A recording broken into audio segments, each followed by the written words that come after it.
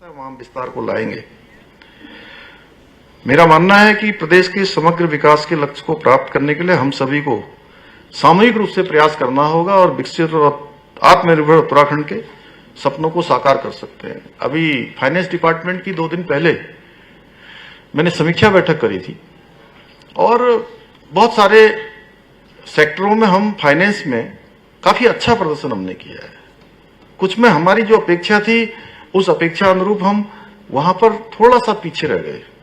तो मैंने finance department के अधिकारियों को कहा कि हमको 2 प्रकार की तैयारी करनी है, क्योंकि बहुत सारे ऐसे क्षेत्र हैं, ऐसे सब्जेक्ट हैं, ऐसे विभाग हैं जहां पर एक समय के बाद आकर जो है हमारी स्थिरता आ जाती है। अंग्रेजी में क्या बोलते हैं जी उसको? नहीं, सैचुरेशन क्या है? स्टैग्नेशन। हाँ, वहीं पर रुक जाते हैं। तो उनका भी हमें अध्ययन करना है। जिन पे हमारे को पोटेंशियल दिखाई देता है, हमको उन पर भी काम करना है। मैं आप लोगों के समक्ष ये सब बातें इसलिए कह रहा हूं कि मुझे लगता है कि मैं यहां कोई भाषण देने के लिए नहीं आया हूं। मैं आप लोगों से अपेक्षा कर रहा हूं ये सब, क्योंकि आप हमारे इस पूरे प्रदेश की क्रीम है, जो पूरे समाज का कहीं ना कहीं रिप्रेजेंटेशन कर रहे हैं यहां पर। इसलिए हमने उनसे कहा कि हमको पहले 10 सालों की कार्य योजना पर काम करना है, क्योंकि हमारे प्रधानमंत्री जी ने कहा है, बाबा केदार के धाम में उनके मुख से शब्द निकले थे कि ये दशक उत्तराखंड का दशक होगा। यानी कि 10 साल हर तरह से उत्तराखंड गति को प्राप्त होगा, उन्नति को प्राप्त होगा, उत्तराखंड प्रगति को प्राप्त होगा। तो 10 सालों में हम किन किन सब्जेक्टों में काम कर सकते हैं, कहां कहां से हमको रेवेन्यू प्राप्त होगा, कहां पर हम स्थिरता में आ गए हैं, यहां जहां पर रुक जाएंगे या कम हो जाएगा, तो हमें नए सेक्टरों की तलाश करनी, क्योंकि हमारे पास अपार संभावनाएं हैं।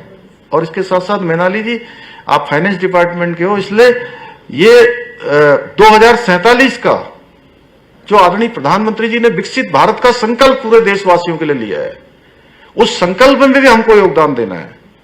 तो उस संकल्प के लिए भी हमको एक 2 योजना, एक योजना 10 सालों का, कि 10 सालों में हमारी फाइनेंस की स्थिति क्या होगी। हमने जैसे एक खनन का सेक्टर देखिए, बड़ा बदनामी का सेक्टर होता था जी। डीजीपी साहब, आप भली बातें जानते हैं, आपने यहां पर पहले भी सेवा करी है, और हमेशा बात उठती थी कि इलीगल माइनिंग हो रही है, खनन आ गया, ये आ गया, माफिया आ गए, वो आ गए, चोरी हो गई, सरकार भी मिली है, अधिकारी भी मिले हैं, इस प्रकार की बात होती थी। हम केवल इतनी सी बात हमने करी, हमने कहा भाई जितना खनन हो रहा है उसकी रॉयल्टी केवल चेक हो जाए। हम लेकर आए शुरू में, तो तमाम तरह के सवाल उठाने लगे हमारे प्रतिपक्ष के लोग भी, जो हमें हमेशा हमारा मार्गदर्शन करते हैं। तो वो भी कहने लगे, यार नदियां बेच दी जी, यार रविशंकर साहब, यहाँ के जो है नाले बेच दिए, नदियां बेच दी, सब बेच दिया।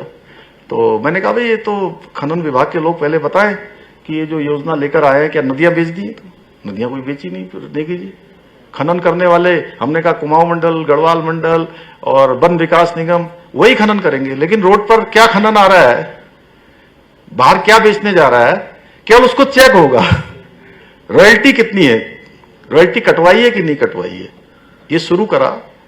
तो मुझे आपको बताते हुए कितनी खुशी हो रही है यहां से कि अभी 2 दिन पहले हमारा जो खनन 400 करोड़ मुश्किल से होता था, वो 1200 करोड़ में पहुंच गया। अभी 1 हफ्ता बचा हुआ है अभी हमारा। कितना गुना होगा? 3 गुना, 4 गुना हो जाएगा इस बार।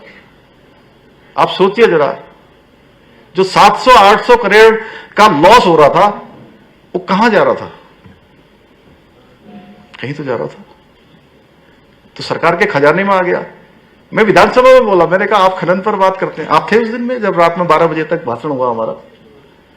तो हमने कहा भाई आप लोग इतने सीनियर हमारे ब्यूरोक्रेट्स हैं, मैडम आप भी वही है, अभी रविशंकर जी हैं, मीनाक्षी सुंदरम जी हैं, दीपम सेठ जी हैं, उधर मैनाली जी हैं, ये हमारे नेगी जी हैं, शिखा जी, ये सब लोग जानते हैं कि सरकार की अगर नीति सही होती है तो खजाना भरता है।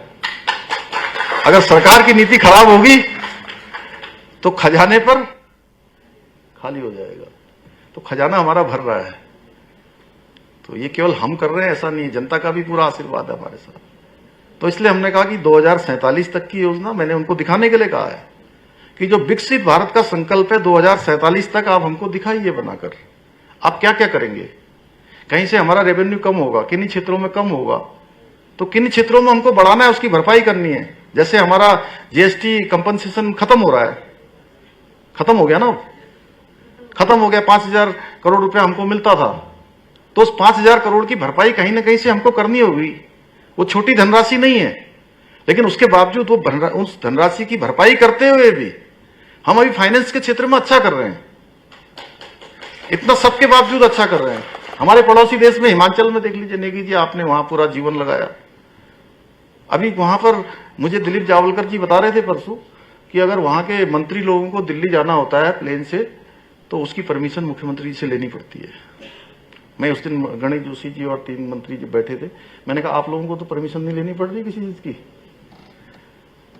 वो कह रहे थे वेतन देने के लिए भी तो है दिक्कत हो रही है, हमारी प्रति व्यक्ति आय भी बढ़ रही है, पर कैपिटा इनकम बढ़ रही है। राज्य की जो हमारा 2400 करोड़ का जो है, 4500 करोड़ का जो है हमारा बजट होता था, ये 4500 करोड़ का बजट आज हमारा 1 लाख करोड़ को पार कर गया है। कई गुना हमारी इसमें वृद्धि हो रही है।